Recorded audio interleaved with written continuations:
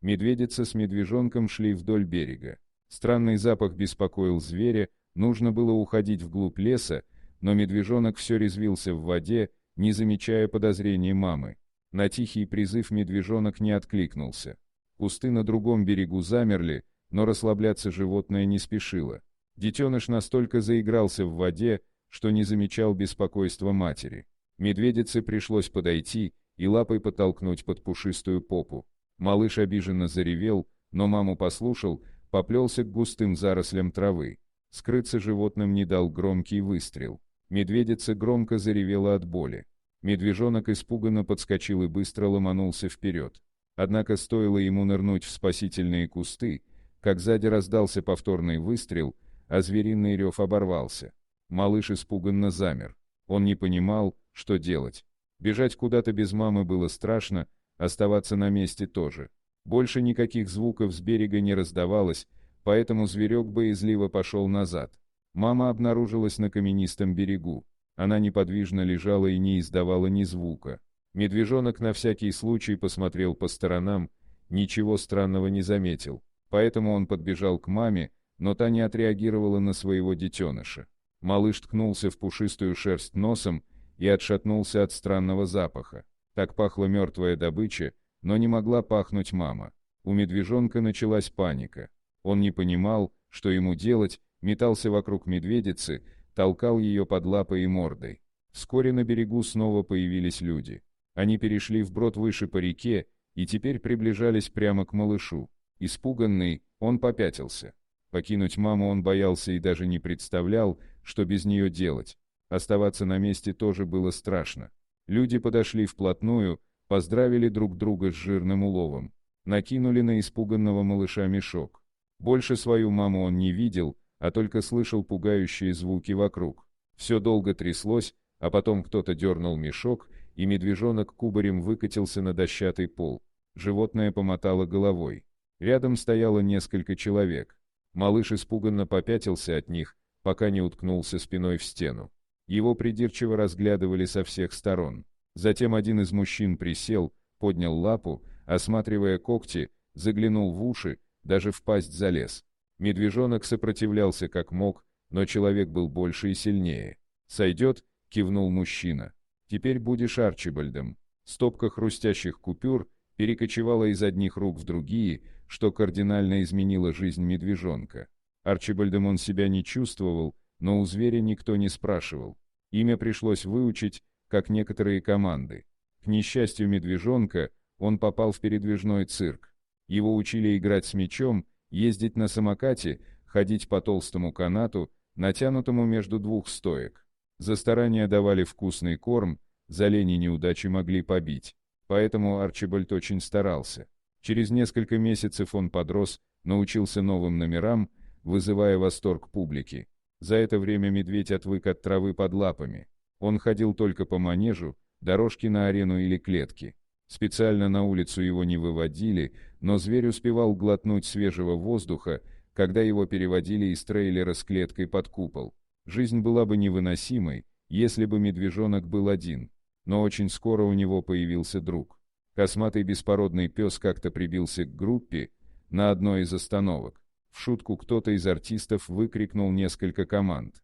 К удивлению людей, собака выполнила все, что ее просили. Тогда дрессировщик попробовал действие посложнее, и пес охотно все повторил. Так в цирке появился новый артист.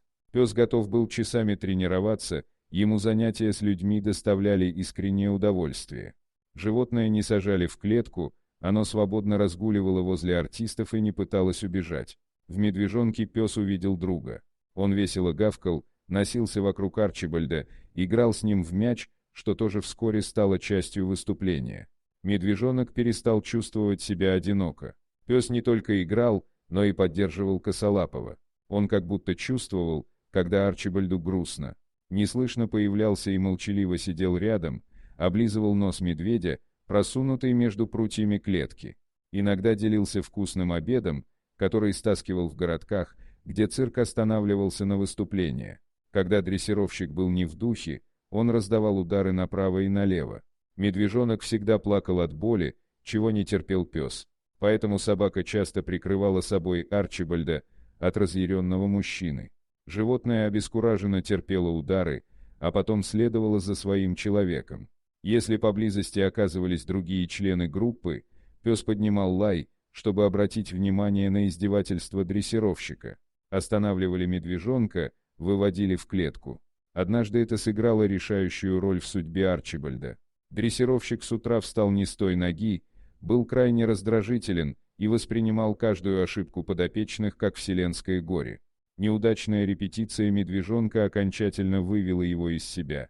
Мужчина потащил животное в клетку, по пути щедро одаривая ударами палки. Хвостатый друг тут же увязался следом, громко лаял, кидался под ноги мужчины. Поведение пса привлекло внимание жителей окрестных домов. Кто-то снял избиение на камеру и подал заявление в полицию. Вскоре в цирк пришли с проверкой. Арчибальда забрали. Когда медвежонка переводили из клетки в машину для перевозок, он упирался. Верный друг, помахивая хвостом, остался в трупе. Медвежонку не хотелось расставаться с псом, ведь после потери матери он был единственным, кто заботился о животном. Но люди решили за Арчибальда. Его перевезли в зоопарк. После осмотра оказалось, что у зверя паразиты, проблемы с пищеварением и зрением. Животное было худым, намного меньше по размерам, чем бывают медведи в его возрасте. Арчибальда посадили на карантин и занялись лечением. Регулярное разнообразное питание быстро сделало медвежонка упитанным. Цирковые повадки не прошли даром. Арчибальд любил играть с мячом, но часто прокусывал его зубами. Поэтому работники зоопарка приносили ему много других игрушек. Карантин медведь воспринимал спокойно. Вместо клетки были стены, а пол не уезжал из-под лапки во время переезда цирка из города в город. Но вот Арчибальд достаточно окреп, чтобы выйти на воздух. Для него подготовили просторный вольер без решеток, но с высокими отвесными стенами и отличным бассейном. Разложили бревна, соорудили навес из досок от дождя и солнца, повесили шину на веревке, разложили мечи. Киперы предвкушали удивление и радость хищника. Однако, когда медведя выпустили в вольер, он испугался простора и попятился назад в уютные стены карантина. Но люди уже захлопнули спасительную дверцу. Вокруг было очень странно. Небо над головой, трава под лапами и никто не держит за цепь на ошейнике. Да и самого ошейника нет. Это было непривычно и сильно пугало. Медведь долго осматривал и обнюхивал каждый сантиметр отведенной ему территории. Посреди непросторной поляны стояло большое блюдо со свежими фруктами и овощами. Зверь устроился рядом и принялся жевать. В сторону водоема он старался не смотреть. Вода в миске была привычной, целый мини-водоем вызывал давно забытое ощущение ужаса. Арчибальд уже не помнил, почему опасается берега, но подходить не решался. Понемногу медведь привыкал к обстановке.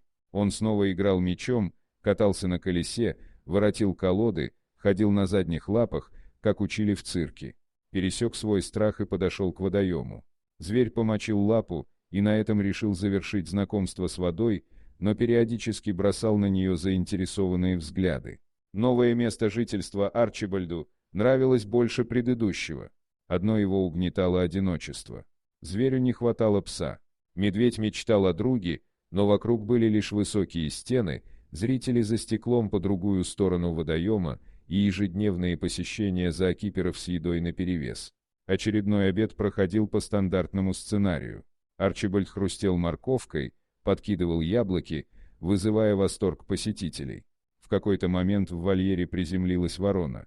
К медведю постоянно прилетали птицы, но он уже привык к мелким воришкам, которые растаскивали остатки его трапезы. Ворона была совсем молодой. Она недавно встала на крыло и только училась маневрировать в воздухе. С посадками тоже возникали сложности. Поэтому вместо того, чтобы приземлиться на пенек, птица слегка промахнулась. Она шлепнулась на склон водоема, но не смогла удержаться и кубарем покатилась в воду. Тихий всплеск привлек внимание Арчибальда. Он приблизился к воде и увидел, как ворона отчаянно борется за жизнь. Водоем делали глубоким, чтобы медведю было удобно плавать. У птицы не было шансов встать на мелководье. Медведь протянул лапу, чтобы ухватить ворону, но только притопил ее. Птица ушла под воду и не могла выбраться. Арчибальд схватил ее зубами и вытащил на поверхность. Он осторожно рожал челюсти. Ворона трепыхалась, не понимая, что уже в безопасности. Потом, словно опомнилась, встала на лапы, встряхнулась, сложила крылья. Медведь с интересом наблюдал за ней. Увидев эту картину, киперы испугались, что медведь сожрет птицу, когда проснется. Смотритель тихо прокрался в вольер, схватил ворону и торопливо вынес наружу. Птица подняла крик, чем разбудила Арчибальда. Медведь подумал, что вороне делают больно, поэтому бросился за мужчиной. Последние метры пришлось преодолевать быстрым бегом. Ворону высушили и отпустили. Однако, к удивлению работников зоопарка, птица не улетела прочь. Она снова перебралась в вольер медведя и устроилась рядом с ним. Арчибальд тут же поделился с птицей своим ужином. С тех пор странная парочка стала неразлучной.